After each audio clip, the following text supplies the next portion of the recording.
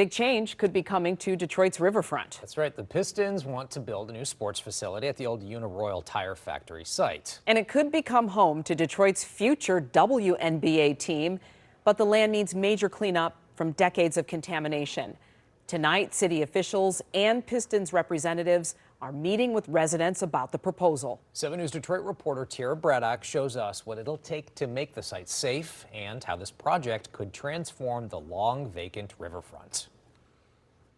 This old factory site on Detroit's riverfront has sat vacant for 40 years. Now the owner of the Pistons hope to turn it into a multi-million sports facility for the city's future WNBA team. Always want East Jefferson to be revitalized. Ian John Solomon lives near the old Uniroyal tire factory on East Jefferson, which is now being looked at to be a sports facility. I was really hoping it would become a nice, big, maybe Wilder Park on the riverfront.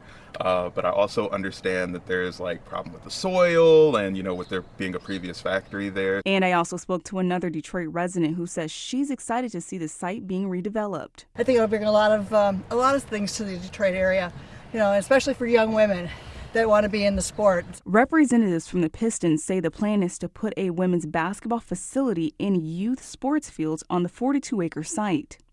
But in order to make that happen, there needs to be lots of time and money invested to make sure the land is safe. There is really no site that can't be redeveloped with the proper approach. Dan Goff is the brownfield coordinator with the state's Environment, Great Lakes, and Energy Department. Goff says some of the former Uniroyal site has already been cleaned up by the groups responsible for causing the contamination. There is a portion of that they weren't able to access when they were doing that remediation.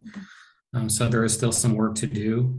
I spoke to Brian Vosberg, the senior director of the Brownfield Redevelopment Authority, which held a public meeting on Wednesday about the site. We want to hear from the people who actually live nearby. How does this project impact you, both the good parts and the bad parts?